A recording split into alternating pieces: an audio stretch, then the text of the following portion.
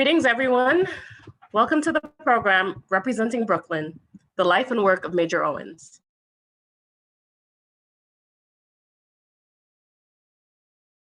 Collections and Public Service at the Center for Brooklyn History, a newly formed research center that is the result of a partnership with the Brooklyn Historical Society and the Brooklyn Public Library. We are the repository for the most comprehensive collection of archives, books, and artifacts documenting the borough of Brooklyn in the world. We are currently still closed to the public as we work to combine our collections and get our new home at 128 Pierpont Street ready for its reopening. But we offer a wide range of virtual research assistance, an amazing lineup of virtual programming, and we encourage you all to visit our newly launched outdoor exhibition and public history project, Brooklyn Resists, that explores activism and resistance through the lens of Black Brooklynites. For more information about us and about the exhibition, please visit our website. Tonight's program takes a look at the life and legacy of Major Owens, librarian, activist, writer, professor, and congressman, told through his family.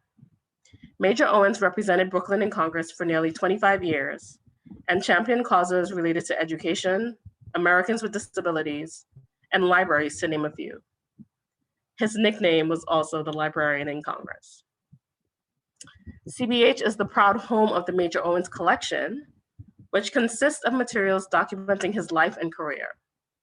The collection is very robust and contains published and unpublished writings, including his rap poems and speeches, campaign materials, documents about the Central Brooklyn Martin Luther King Commission, which he founded, and materials from his years as a professor at the Du Bois Bunch Policy Center at Medgar Evers College.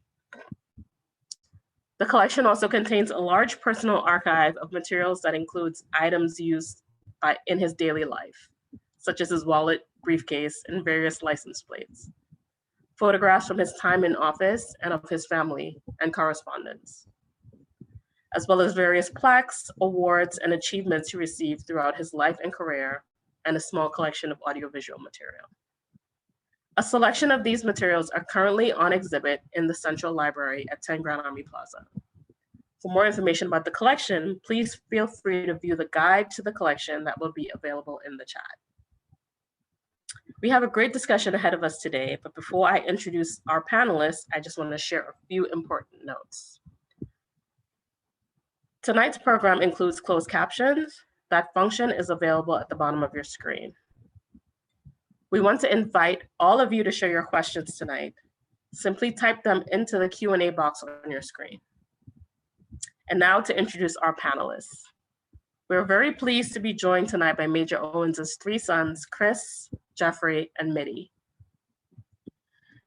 Christopher Owens is a recent retiree from 7 years of leading the Brooklyn District Attorney's Reentry Bureau. He remains active in the reentry field.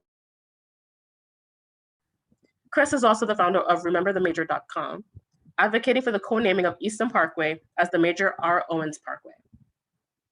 Chris's primary focus, however, is his lifelong passion for writing, performing, and supporting music. On July 1st, 2021, he is launching Archivists LLC, which will be developing the brands and audiences of various artists with strong social justice interests. He's also the company's first client. During 2020, the artist now known as Chris Old Dude wrote, co-directed, and produced a low-budget music video entitled George Floyd Say Their Names that has received honors from more than 50 film festivals around the world, including 22 Best Music Video Awards. Please welcome Chris to the panel. Geoffrey Owens is an active teacher, director, and actor for the past 36 years. He has taught acting and Shakespeare at Yale, Columbia, Pace, FSU, HB Studio, Primary Stages, and Stella Adler Studio. He has directed numerous productions, especially the plays of Shakespeare. On stage, he has appeared on Broadway in Romeo and Juliet with Orlando Bloom, and Salome with Al Pacino, and as Henry in David Mamet's Race at Chicago's Goodman Theater, as well as in numerous productions at New York Shakespeare Festival, CSC Rep, Long Wharf Theater, Hartford Stage, Shakespeare Theater of Washington, D.C., Shakespeare Festival, LA, and Dallas Theater Center.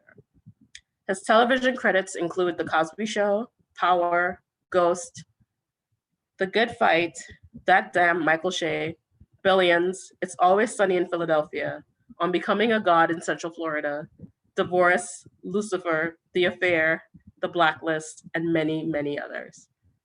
His screen credits include The Paper, directed by Ron Howard, Fatale with Michael Ealy and Hilary Swank, Wild Salome, directed by Al Pacino, and Youth in Oregon with Frank Langella. Welcome, Geoffrey.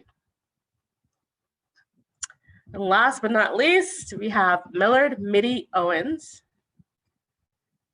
Mitty is passionate about community development, social justice, and the intersection of art and social change. His early work included the Ford Foundation, the New York City Office of Financial Empowerment, NYU's Wagner School of Public Affairs, and the pioneering community development financial institution, Self-Help. Enabled by a Kellogg National Leadership Fellowship, Mitty visited communities in West Africa and the Caribbean that have utilized creativity to address pressing social issues. For the past 10 years, as an active single dad, Mitty has developed a consulting practice focused on bolstering nonprofit capacities and also strengthening the linkage of impact investing to social justice. He has served on various social justice boards, including the Fifth Avenue Committee, Global Exchange, Grassroots Leadership, and the Lower East Side People's Credit Union, and arts boards such as Chuck Davis's African American Dance Ensemble and Harlem Stage. Mitty recently penned a full-length play addressing issues of race and personal conviction, and he's happy to occasionally gig on vocal and percussion with his brothers in the Owens Brothers Band. Mitty is a graduate of Yale University and holds an MS in Community Economic Development. So welcome, Mitty. So now I'll turn it over to our moderator, who is also a reference librarian at CBH and one of the curators of the Major Owens exhibition that's on view at the Central Library, Michelle Montalbano.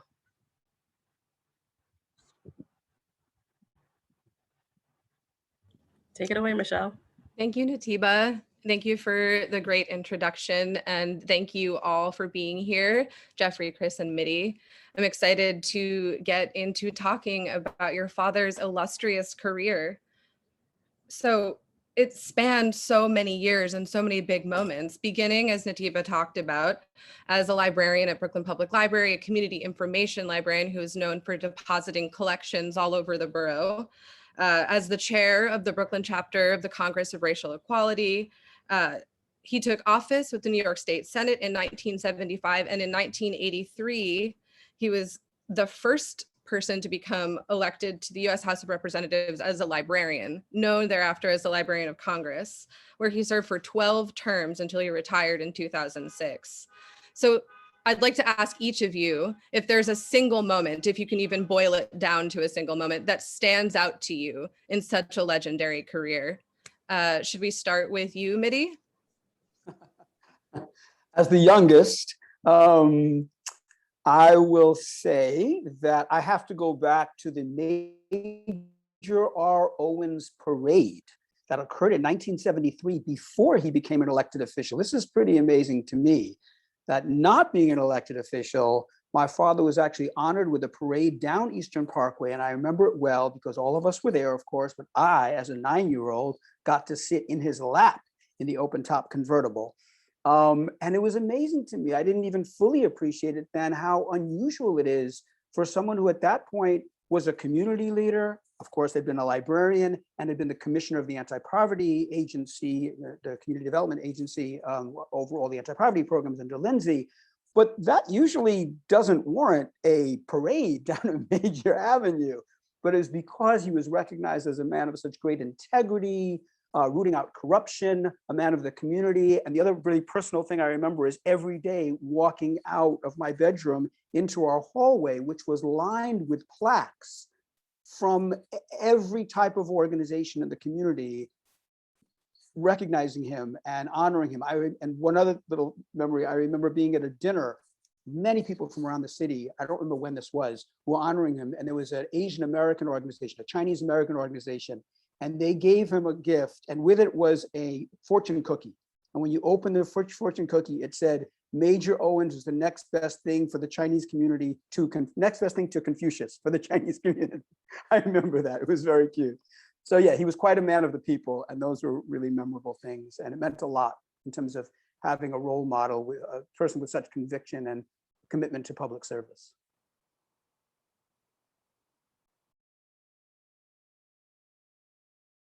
You're muted, Chris.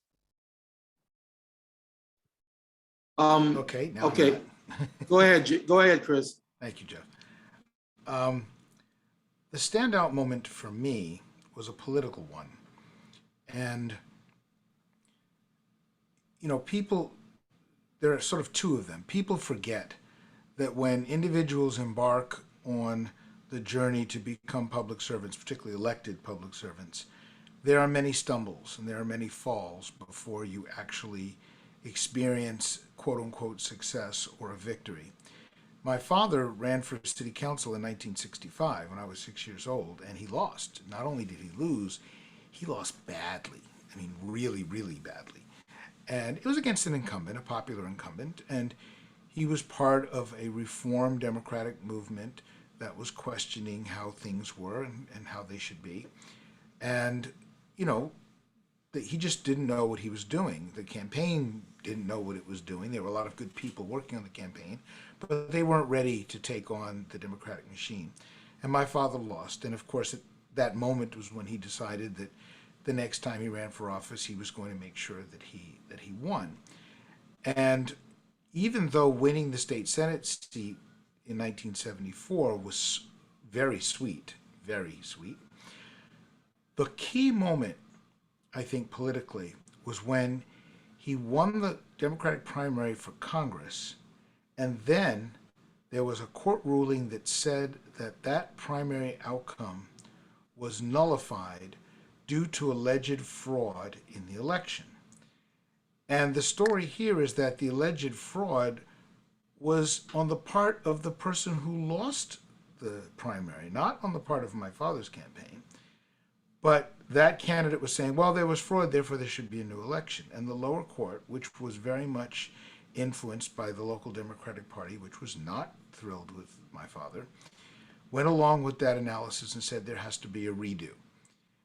And in the course of 1 week, there actually had to be 2 redos, but I won't make it too complicated. In the course of 1 week, we had to rerun the congressional election. The night before the redo was supposed to take place, an appeals court said, no, the congressional election stands.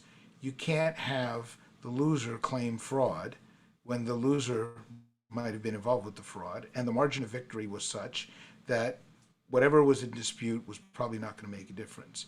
So it was at almost at midnight, the night before a rerun of an election, that my father actually learned that he was the winner, the real winner of the Democratic primary for Congress in 1982. And I was there. And if you can imagine 200 people essentially exhausted, falling on the floor, crying and laughing and screaming, that was the moment. That was the moment. And realizing that this man, who was definitely grounded in Brownsville and in central Brooklyn, that this man was going to be going to Congress to represent these areas, that was the moment for me politically, greater than all other moments. And there were many great moments. My moment, a couple of moments, but my moment is one that was actually after my father's political career was primarily over. It was in 2008. He retired from Congress 2006. 2008, he and I attended the first inaugural of Barack Obama. We went to Washington together, and we sat together, and nothing too specific, but just probably my greatest memory of my father in terms of a moment that was both political and intensely personal was sitting with him at that event, knowing how much it meant to him. And just watching his body language and his face as he took it all in. And the other is slightly comical. Was when Mayor Lindsay swore him in as the head of HRA and CDA of New York in 1968, swore him in with the Bible resting on my head. And why it is I give my father credit for going along with that, whether that was his idea or Lindsay's idea. My dad obviously went along with it, along with that, and I appreciate that so much. That was a lovely moment to remember. I hope we have. There's a picture. There's a picture of it somewhere. I don't know if we found it. But there's a picture of it somewhere. Actually, can I just postscript that? In the Amsterdam News, on the front page of the Amsterdam News, the week after that swearing in, there is a picture. And what's even funnier about the picture is not just the fact that Geoffrey's sort of, looking up from under the Bible, watching Dad get sworn in, but the reporter or the editor or whoever created the caption for that photo put a Y instead of a J for Major.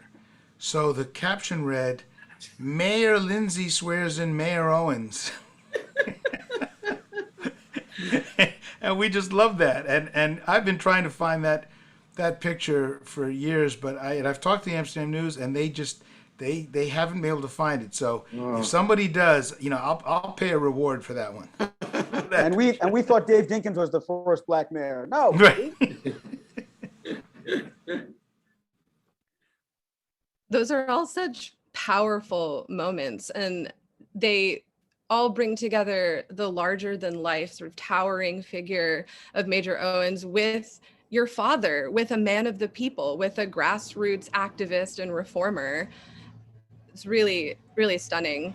And I think we have a rare opportunity with Major Owens' family here to also ask a question about the challenges of a work-life balance, right? I mean, being a person who is a tireless reformer means that there are going to be, again, tensions between his life's work and his life's work of raising his family. Can you each speak to how you saw your father trying to balance his family and his work?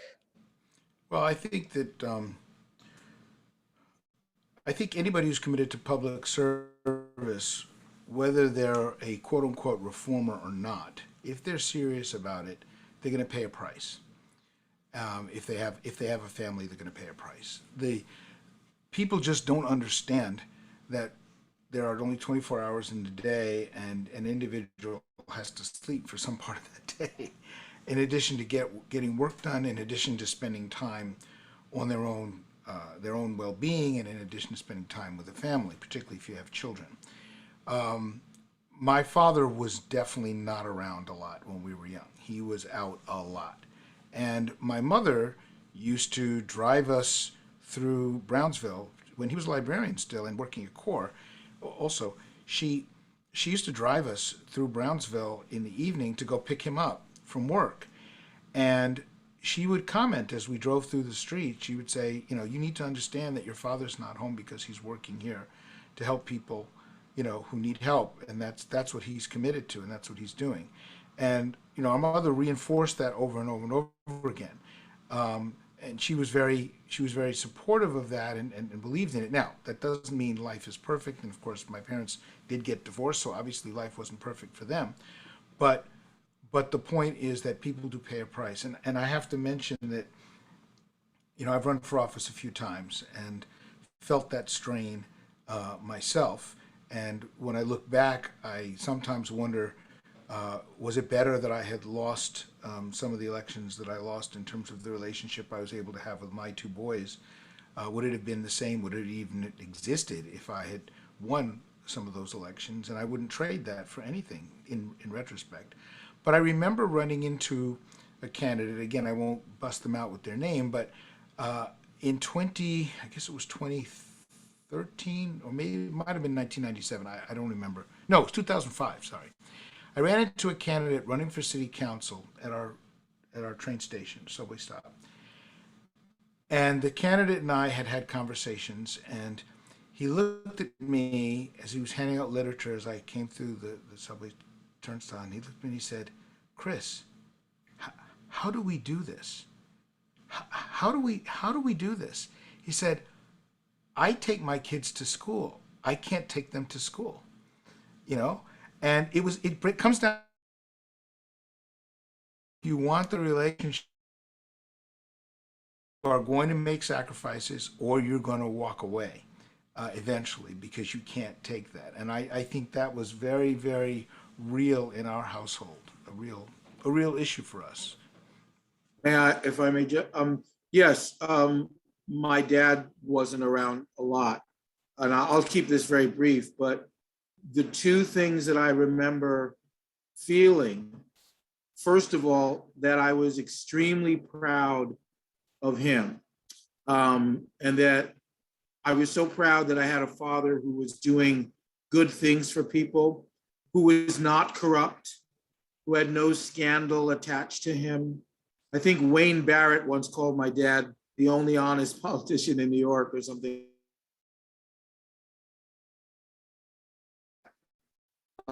Which may be slightly hyperbolic, but only so proud of him. And that was a great feeling, even though I didn't have the benefit of being with him a lot. I knew that the reason I was missing him was a good and important one. And I can honestly say I never resented him for it. The other feeling I remember feeling was that I knew he loved me. I knew he loved me, and I knew that he respected and cared about my life and my choices, my choice to be an artist, for instance, an actor, that he was always very supportive of that, even from somewhat of a distance. He was always, my father was a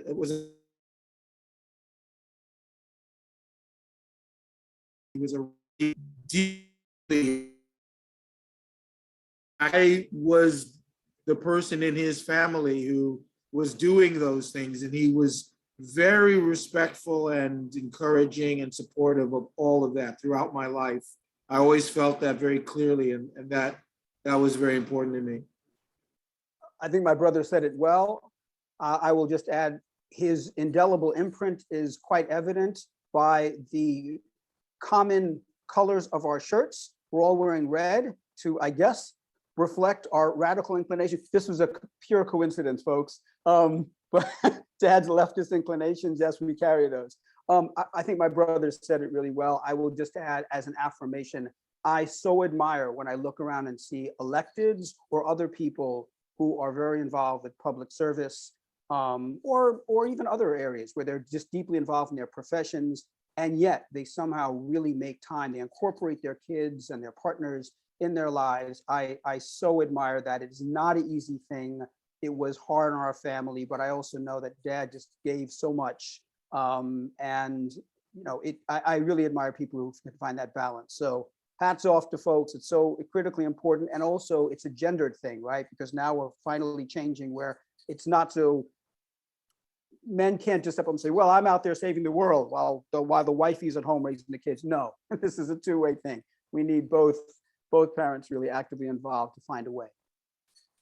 Yeah, if I may just add two trivia points for our viewers. My father's favorite Shakespeare play was King Lear. Clearly, he loved King Lear. And his favorite piece of music was Beethoven's Ninth Symphony, the Chorale Symphony. And he didn't have the greatest voice, but he used to sing loudly when that was on in the house. We were raised on classical music, and he loved that. And I didn't know that about Beethoven's Ninth being his favorite, but I did know about King Lear. He also loved the song Delta Dawn. Yes, Yeah, because he could make out the And words. Maggie May. And Frida Payne's Bring Them Back Alive. And Maggie May. And Maggie? He liked Which songs is- where he could make out the lyrics. Yes, that Okay. was his complaint about a lot of music. I don't understand. Moving on. Well, I think that's actually a perfect segue to talking about your father's writing, right? His love of Shakespeare and the many novels and plays that he wrote, especially during retirement, and the rap poetry, also known as egghead raps, I believe he called them. But let me just read a few of the works that he composed. So The Peacock Elite was composed in 2011 after his retirement. His most ambitious project was Roots and Wings, which was an autobiographical novel loosely based on his own experience at a Southern college during civil rights movement. Other notable works included Thomas and Sally, a play about the relationship between Thomas Jefferson and Sally Hemings, and For Colored Boys Who Have Been Put Down One Time Too Many, which was a long form work of poetry in the oral tradition inspired equally by Richard Pryor and William Shakespeare. So can you speak to your father's writing process, any of his works that stand out to you, maybe a little bit about the rap lyrics? I know some of you read some of the poems at the ribbon cutting ceremony. We should just note for the audience that only The Peacock Elite is published, Yes. right? The other works are not published. So if people are looking for those, they won't find those. But Yeah, manuscripts are in the exhibition. Yes. yeah, I actually read, I read all the works that you mentioned. I got to read Roots and Wings when I was staying with my dad under certain circumstances, and we actually lived together for a month or two, and back in 1990, I think. I read his novel and was very impressed with it. And I was always surprised that, unfortunately, he wasn't able to find a publisher and didn't manage to publish it, but perhaps that's yet to come. Thomas and Sally was a long, fascinating work that needed a lot of editing, and he and I worked on that for a considerable amount of time. And I actually organized a reading of it at one point for him, so he could hear it with actors. That's a fascinating work that actually is probably more timely now than it ever was. I think he certainly got the jump on the whole Thomas Jefferson, Sally Hemings story before it had achieved a certain level of notoriety. He was already seriously considering that whole story and its political and sociological implications. And The Peacock Elite, which is a really interesting book about the Congressional Black Caucus. I remember saying to my dad that I thought it was, it was Thucydides-like, no, Plutarch-like. It was Plutarchian in its objectivity. Because in Plutarch's writings, he writes about everyone with this great objectivity without casting judgment. He's critical without seeming critical. He makes critical judgments without the personal tone of resentment. And that's what I feel like my father achieved in that book to a great extent. So, the rap poetry was just an amazingly brash and bold, innovative thing for him to do in the context of the Congress. It's just amazing. Not just writing them, but delivering them on But the actually floor of speaking them Congress, as well, yeah. which was wonderful. Yeah, I have to say that with regard to the poetry, Dad and I had lots of discussions about that. Mostly because I was doing music, and I was trying to deal with the rap world, and spoken word today is a lot more liberal in its format and its structure than rap was when rap first came out. And even though rap's origins, of course, go hundreds of years back to many different forms, the reality is that when commercial rap hit, which is what inspired my father to start writing these things, there was a structure. The structure was that the words were supposed to have some rhythm and go with the beat. There was supposed to be some degree of rhyme in there. My father definitely stretched the boundaries on both the beat side and the rhyming side. So we had lots of discussions about that. And I kept telling him, Dad, I have no problem considering this as poetry. I definitely have problems with calling it rap. That was just my personal perspective. And the other thing is that Spoken word. yeah, it was definitely spoken word. He was ahead of the curve on spoken word, no question about that. And the other thing with the Peacock Elite, you know, Jeff, my reading is a little bit different than yours of that book. You know, my father would do things every once in a while that just made me go, huh? You know, things that make you go, hmm. For example, he writes the Peacock Elite, which is basically his memory of what happened with the CBC, as well as a case study with the background of the Congressional Black Caucus, which is, and it's a very good read. It's very powerful. I think it's essential reading for anybody who wants to understand the development of Black politics at a national level. But my father wrote it in the third person. You know, he doesn't say, I said this, I said that. He writes it as Major Owens said this, Major Owens said that, which I found very disconcerting.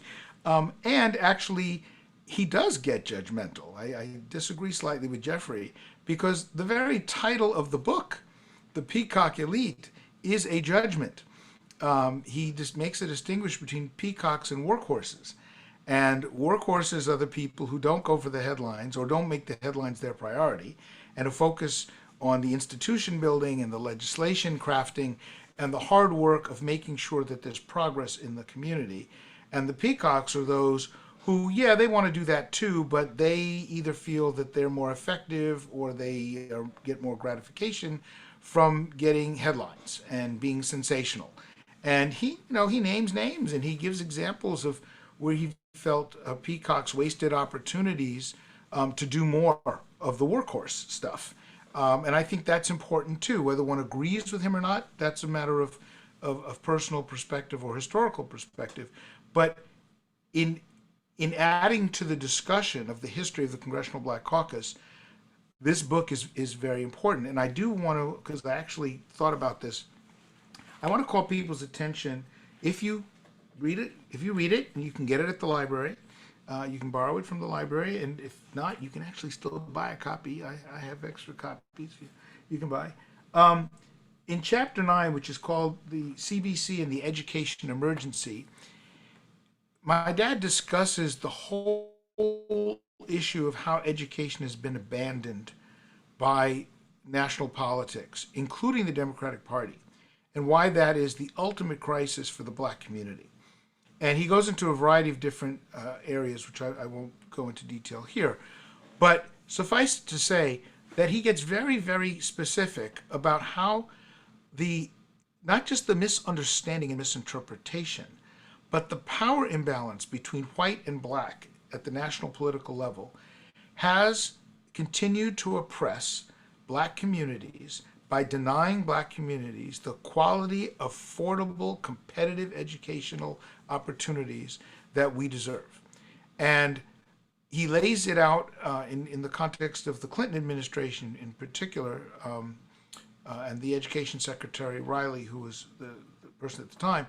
But the general cry that he makes, and it's a cry that we still are making today, is that if we don't put education first, then we are always going to be running behind. And he specifically cites the support of the American Library Association in the efforts to provide internet access to schools around the country and various other things, because he felt that without education, there was no civilization.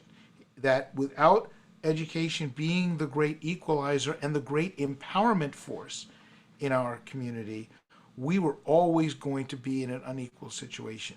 And that has not changed. And I think he would say that quite vociferously today. Let me just chime in quickly. I think that book, to some degree, The Peacock Elite, reflects a great deal of frustration that Dad had. I just finished reading Eddie Glaude Jr.'s book on James Baldwin, Begin Again. And it's very much about the demoralization that Baldwin ends up, facing, because his great hope that white America will really turn around and see itself and develop a moral conscience, and it doesn't, and what it drives him to. And, you know, Dad, look what he went through in 24 years. He came out under Bush, you know, I mean, there was a period of time with great hope with Clinton, and my dad was really into the Health Act. He really thought that we finally get universal health coverage in this country, and then that just wasn't managed well, and then the Bushes and the wars. So I think he was really quite frustrated at the country in general, as one gets when one sees the intransigence of this country, and not really embracing progress and living up to its true creed. And then it becomes very frustrating with those around you when you feel like they're not living up to their potential, when your allies are letting you down. So I think there was frustration. I will add in a note of hope and circle back to an earlier thing about a memory. I remember in, I guess it was 2001, when the Afghanistan war was called for by Bush and Congress voted for it. Dad didn't go with that. He actually had mixed feelings earlier, when the earlier Bush had called for the war against Iraq, but he realized the folly of his ways. And this time he wasn't going for the okey doke. And I remember him standing in the middle of Times Square at an anti-war rally. And I remember the strength and conviction that he had, and feeling that there was this surge of a movement of committed people. Dad called for the coalition of the caring majority to come together, obviously uniting Black folks, but well beyond Black folks, the folks who had common interests in this country by class, by race, by recognizing the need to fight against greed and converting the military budget to domestic needs. And he felt he was in his element, the power, the support, seeing that movement around him. And I think he was hopeful that there would be continuing a grassroots movement to demand change. I saw that in that moment, and I think he really did. That's what kept him going, along with his family. Thank God one has family around you and a sense of a movement that's growing.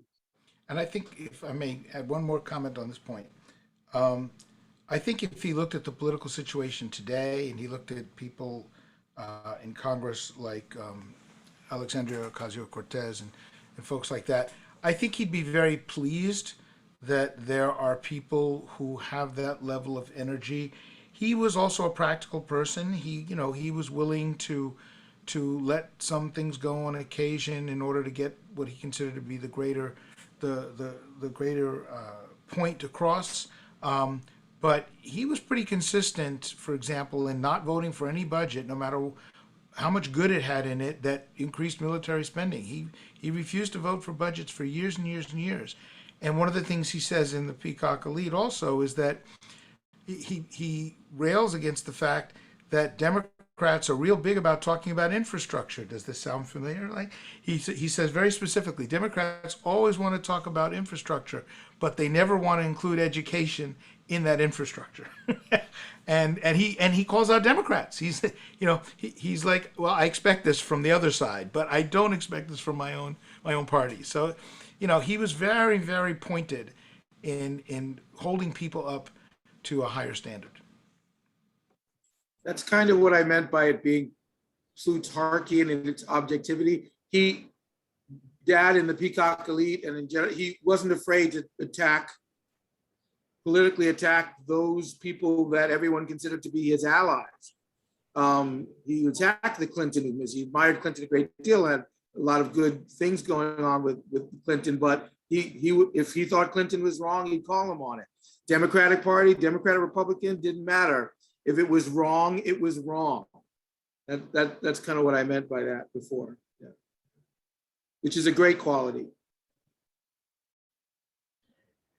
And I just wanted to take a moment to highlight, speaking of legislative records having to do with education, historically Black colleges and universities, right, were one of Major Owens' main causes. He engineered a passage of a title bill amendment to higher education assistance. And he also secured Title I funding for elementary and secondary education in Brooklyn, which resulted in millions more in federal funding for Brooklyn students. I think that last point in particular, the HBCU support was clear, but again, yet being clever, he used the HBCU support because he's a Morehouse graduate and he believed in the historically black colleges and universities receiving the support that they deserve. But he included Medgar Evers College of Brooklyn. He made sure that the criteria allowed Medgar Evers College here in Brooklyn to be included in that financial package so that they would get support as well, since there was no HBCU located right here in New York. So that's something a lot of people don't know and they overlook. And then with the Title I funding, it wasn't just that they got money. He had to essentially ally himself with a Republican in Staten Island, Susan Molinari, to get the Title I formula changed, because the Title I formula that sent money to New York City was biased in favor of Manhattan, the Bronx, and Queens. And Brooklyn and Staten Island were both losing out on Title I funds. So unfortunately, it was sort of a zero-sum game, but the bottom line was Brooklyn was on the losing end, and we had the largest Title I population. So he literally had to ally with the Republican to force the Democrats to make a change that they did not want to make. And as a librarian as well, right? There's an article in the 1970 issue of Library Journal that Major Owens penned that exhorted librarians to view the continuum of librarianship as activist and organizer, right? And providing continuing education for the adults in the communities that librarians are serving. We are at 7:15, and I do want to leave some time for questions from the audience, but I want to also sort of end at the beginning and asking you to talk a bit about your father's career as a librarian and how you think that informed his political career going forward, or how his legacy at large informed your life personally and your values and your decisions. Is that a place that we're ready to go? I'll let you guys take that. Go ahead. Well, I think those are two very different points, and we could wax on a long time on those points.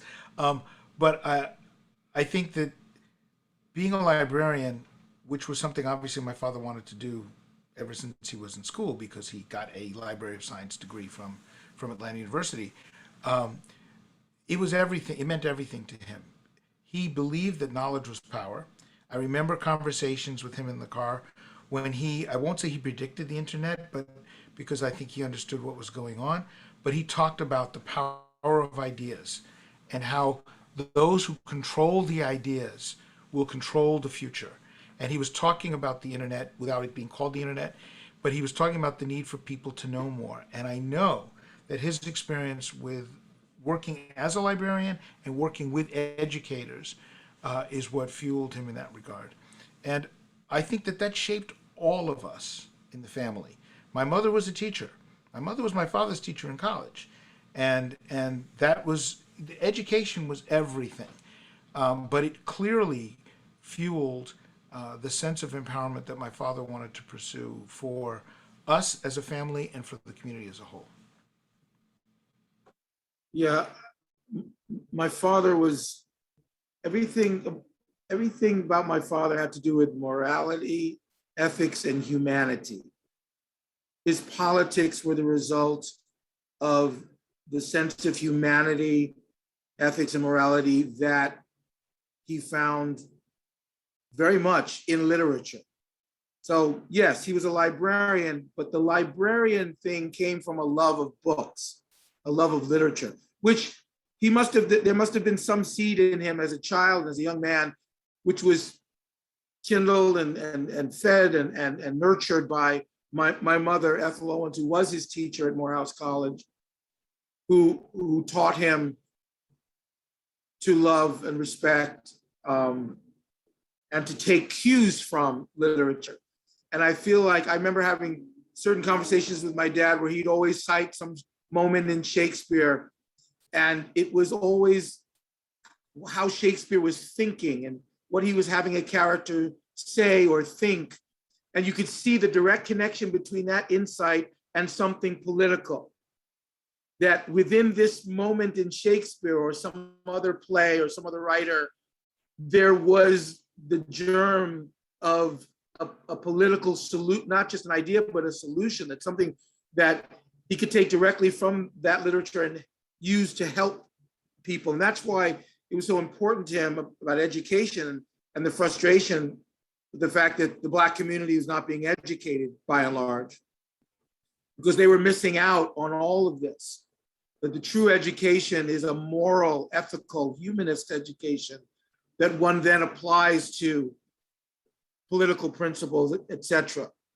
It's very idealistic, but that was I think the core of my father's education in politics was humanism, which he found in literature.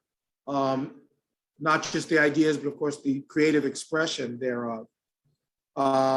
So that shaped him, and of course it shaped us, not just me being an actor, but Chris is being a musician, Millard, Mitty being a musician as well.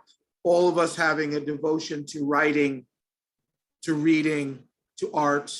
It comes from my mother, of course, but very much so from my dad, who was somewhere in him a true artist, who was, I think, devoted to seeing the connection between art and politics, between culture and ethics. And yeah, it was a powerful combination, and not unique necessarily, but definitely rare and sorely missed now.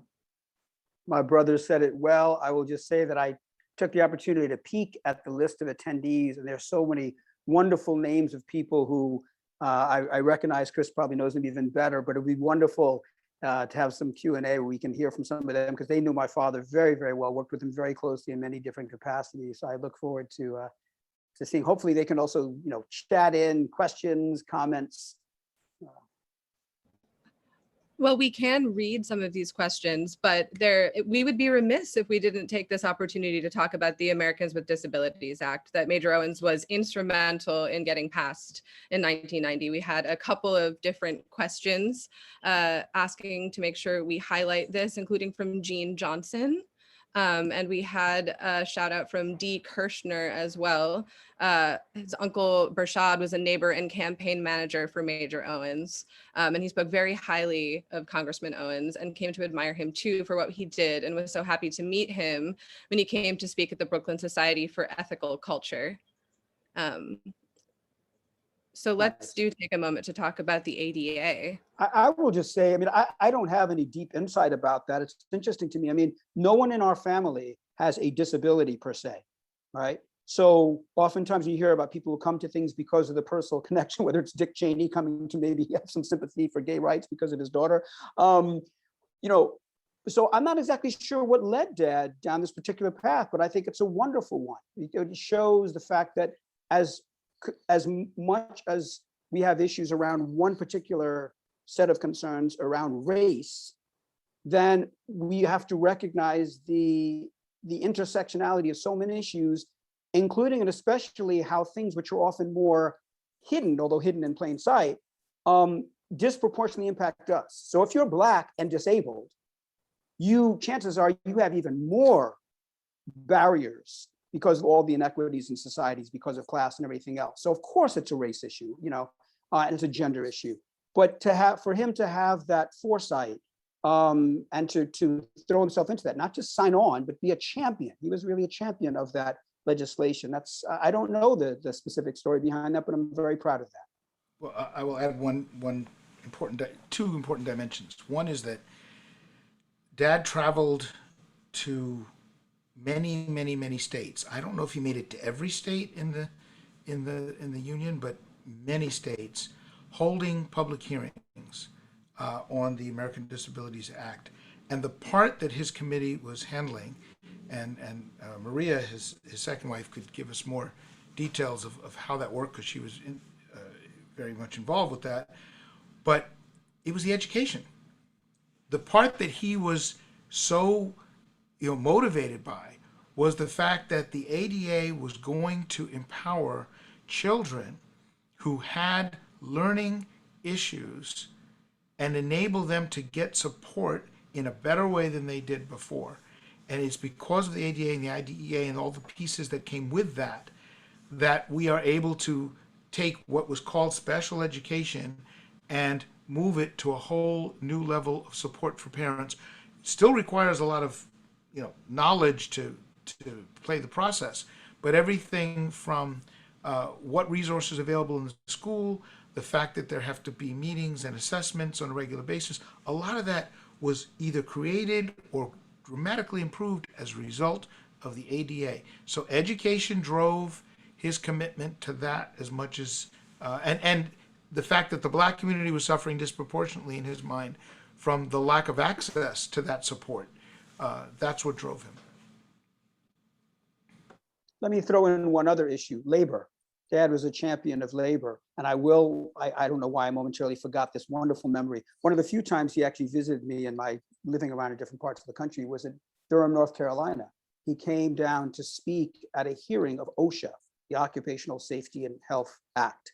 And Dad was a champion. And this was under the Republicans. And they were trying to gut OSHA standards to protect corporations from liability. And Dad held a hearing. Okay, so I knew he was having a hearing. And I come in, for some reason, I arrived a little bit late. The room was packed. And there was this row in the middle of these huge white dudes in black t-shirts, just lining across in the middle, sitting there, all white in these black t-shirts. And something was written on the back of their shirts, but I couldn't read it because they're sitting there. So I just saw the tops. I'm like, what is going on? Because if something goes down, I can't protect him from this. So I'm looking around, where's the fruit of Islam or whatever?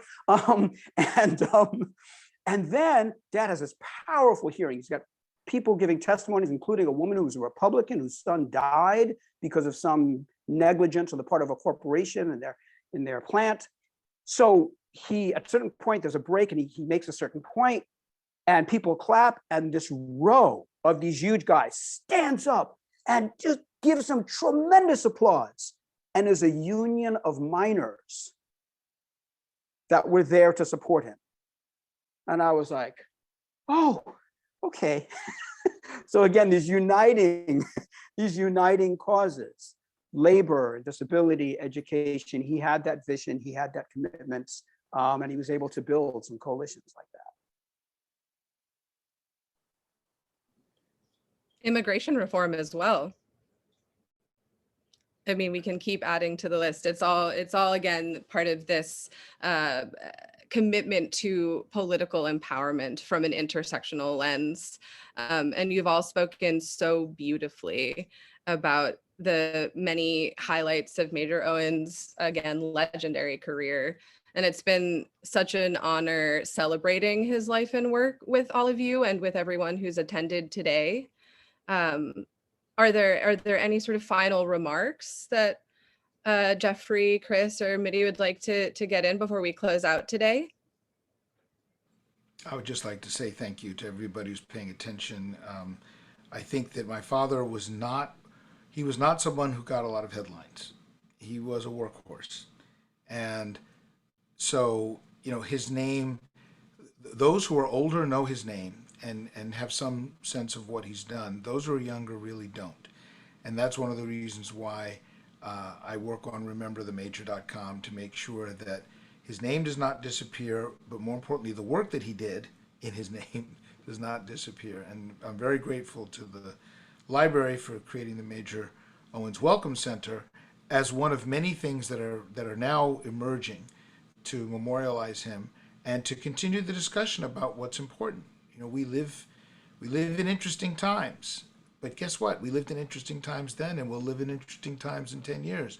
We need to be able to turn to those figures who really provided a sense of leadership, serious policy leadership, not just statements to get applause, but people who were about building and bringing people together. That's the key, and I think that's what my father was all about. So I want to thank everybody for this. Yeah, thank you, everybody. Thank you, Michelle, for going out of your way to make this happen. Thank you, everybody who's here listening and being part of this. Thank you.